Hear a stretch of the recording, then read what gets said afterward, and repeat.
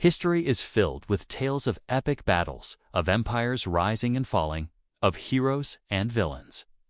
But hidden between these grand chapters are stories so strange, so utterly absurd, they sound like fiction. This is one of those stories. It's a story of a modern army, armed with machine guns and military strategy, declaring war on an unconventional enemy. The world was in the grip of the Great Depression, and life was unforgiving. Here, thousands of former soldiers from the Great War had been settled onto marginal farmland to grow wheat. They were tough, resilient men, veterans of the trenches, trying to build a new life from the unforgiving soil. An enemy that was numerous, resilient, and utterly oblivious to the rules of combat. This is the true story of the time the Australian military fought a war against birds and lost. This is the story of the Great Emu War.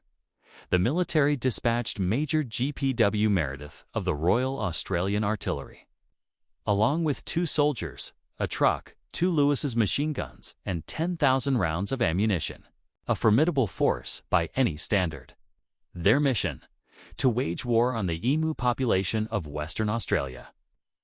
They expected a swift and decisive victory. They could not have been more wrong. Every spring, a great migration would take place, an army of 20,000 emus, the moment of truth. They set up an ambush, hiding the machine gun and waiting for the birds to wander into range. A delegation of these soldier settlers appealed to the government for help. And, having a background in military solutions, they asked for a military solution. He spotted a huge flock of over 1,000 birds near a local dam.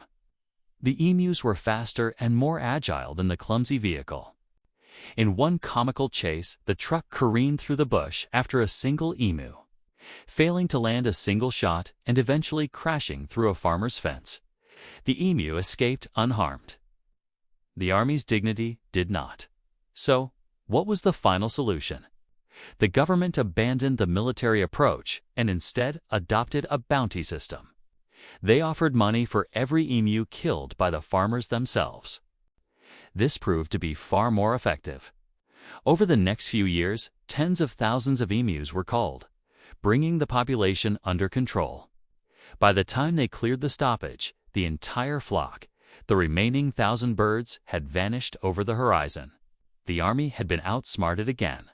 A story of human hubris, a testament to the resilience of nature, and a perfect example of how the simplest solution is often the best one. It's a chilling, or perhaps a comical reminder, that you should never underestimate your enemy, especially when that enemy has been surviving in the Australian outback for millions of years. It's a war where the only casualties were a few hundred birds and the pride of an entire army.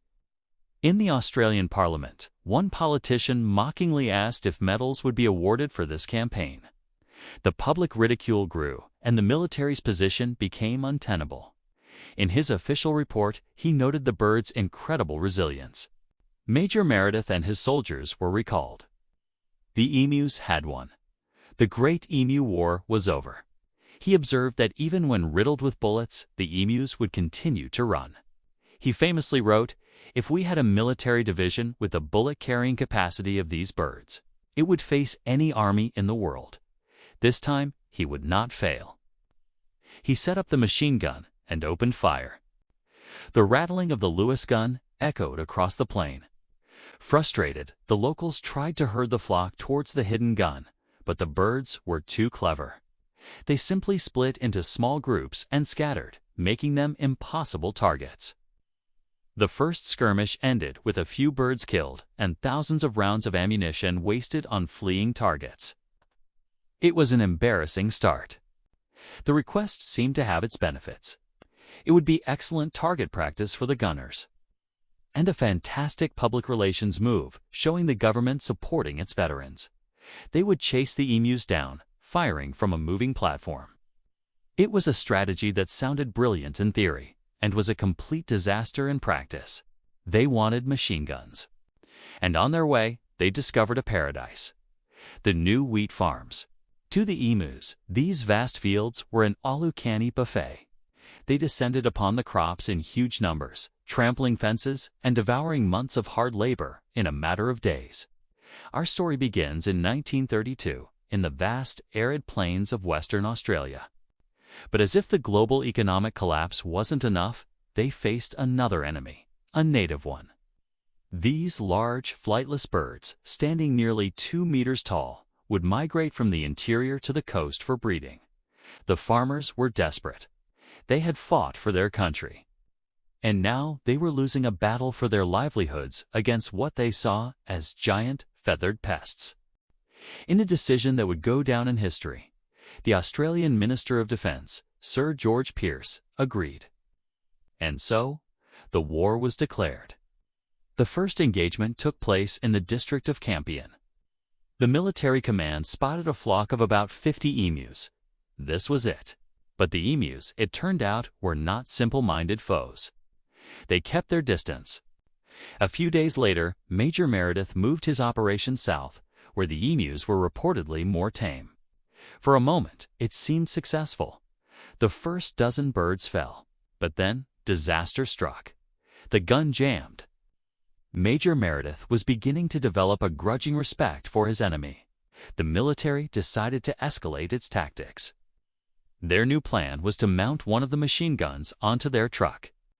The truck bounced so violently over the rough terrain that the gunner couldn't aim. News of the war had reached the press back east, and the operation was becoming a national joke. After about a month, and with less than 1,000 emus officially killed using nearly all 10,000 rounds of ammunition, the operation was called off.